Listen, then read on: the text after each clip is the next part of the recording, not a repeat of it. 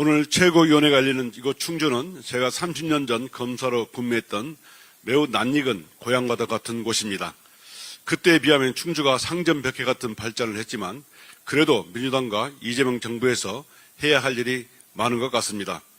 청주국제공항과 오송역, 교통망 위에서 반도체, 글로벌 바이오 5대 강국으로 되어가는데 우리 충주가 중심이 될 수 있도록 적극 지원하겠습니다. 어제 2차 종합특검이 검찰의 김건희 봐주기 수사학을 본격 수사하고 있습니다. 검찰이 시나리오를 미리 짜놓고 김건희를 무혐의 처리한 상황이 구체적으로 나오고 있습니다. 검찰이 김건희 황제 조사 전부터 미리 불기소 문건을 작성해두었고 이창수 지검장은 담당 검사에게 무죄 판례를 참고하라며 국정농단한 범죄자를 위해 수사 가이드라인을 주었다고 합니다. 심지어 수사보고 날짜를 바꾸기도 했다는 겁니다. 김건희는 법무부 장관에게 내 수사는 어떻게 되고 있냐라고 하면서 직접 수사 지시를 하기도 했습니다.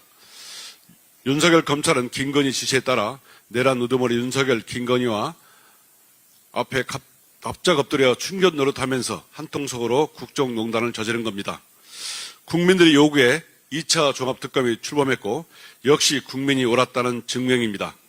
검찰이 스스로 김건희의 사설 변호인이 되어서 100페이지가 넘는 PPT로 4시간 동안 무혐의 이유를 입에 침이 마르도록 강변하고 김건희에게 무혐의를 준 사건, 김학의 무혐의 사건과 함께 검찰 역사상 가장 치욕스러운 사건으로 역사에 기록될 것입니다. 특검은 윤석열 사단이 저지른 윤석열 김건희의 수사농단 의혹을 철저히 규명하여 관련자들을 엄중 처벌해야 합니다. 현직 부장판사가 사건 변호사로부터 현금 등의 금품을 받고 20여 개 사건 재판에서 형량을 깎아준 혐의, 그 자체로 국민께 큰 충격을 주었습니다. 빛의 혁명으로 민주주의를 파괴한 12.3 내란 세력은 재판을 받고 있지만 반역에 동조한 혐의를 받고 있는 사법부 인사는 여전히 단죄를 피하고 있습니다. 공수처에서 수뢰 혐의 현직 부장판사를 구속하려 했으나 조희대 법원이 기각해서 풀어주었습니다. 가제는 개편이라는 비판을 받아 마땅합니다. 박성재 전 장관이나 추경호 국민의힘 원내대표 등 내란 혐의자에 대한 형장을 기각하던 조희대 법원이 반민주적이며 집단 이기주의 제19 감싸기 패습이 반복되고 있습니다. 수뢰 혐의 현직 부장판사에 대한 영장 기각, 납득할 국민이 얼마나 있겠습니까?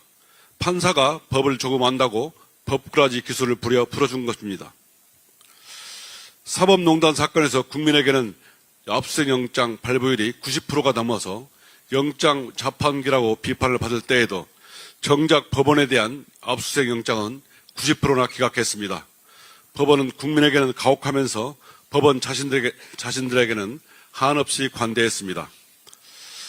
판사는 결코 법위에 있지 않습니다. 처벌을 받지 않는 귀족도 아니고 특수계급은 더더욱 아닙니다. 윗물이 맑아야 아랫물도 맑은 법입니다. 민주주의를 훼손시킨 조희대 대법원장이 부끄러움을 모르고 자리를 지키고 있으니 그가 임명한 판사가 동료 판사의 뇌물 비리쯤은 눈 감아 주고 있는 세상이 된 것 아닙니까? 검찰과 법원 개혁이 진행되고 있습니다. 하지만 제도 개혁과 함께 해야 할 인적 청산은 더디기만 합니다. 국민을 배신한 조희대 씨에게 이곳 충절의 고장 충주에서 재차 경고합니다. 험악한 꼴 당하기 전에 자진 사퇴해야 합니다.